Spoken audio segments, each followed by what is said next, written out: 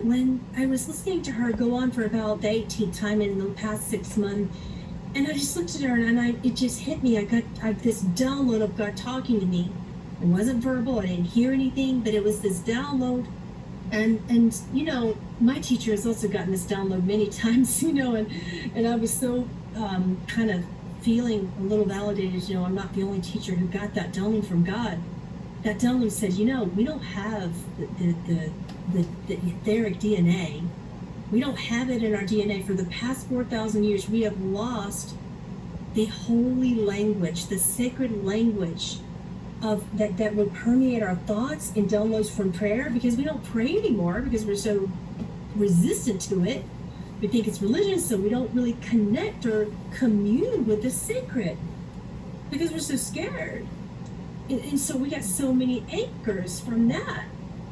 So I realized after like 4,000 years of anchors that we don't actually have even the words to fill that in. Like you came to me and you said, a lot has been happening in my energy field. Well, I want to know what that looks like. I want some deep, passionate, sacred words where you're spilling it out to us and we're being your sacred witness.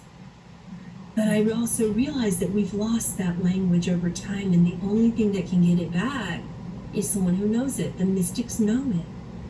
But this is why when you're reading each other's prayers for the past 30 days, when we read each other's prayers and they're so beautiful, and they're so like full of something that's just nourishing us and letting us know that everything's going to be okay, right? But if I just come to you, Pearl, and I said, you know, it's going to be okay, your son's going to be okay, you know, it's going to get you, if someone just comes to you and says, it's going to be fine, you're just worrying, like that's really not going to help you right now. True? You don't feel the sacred in that.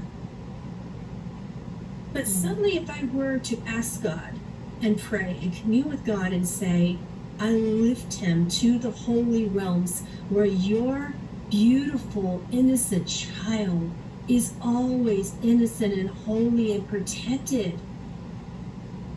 And in God's arms and in God's holy embrace, I know with every ounce of my being that it is okay. Do you see the difference in the energy here? Yeah. When you talk to me, and when you talk to mystics that can hold space for you, I want you to come to me with that type of charisma. I want you to remember your soul's holy language for whatever that looks like to you. When you talk about maybe Sai Baba, suddenly your language gets holy, does it not? Mm-hmm.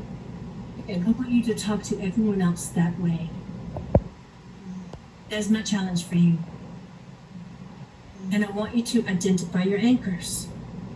What anchor it is. So I'm going to list some of them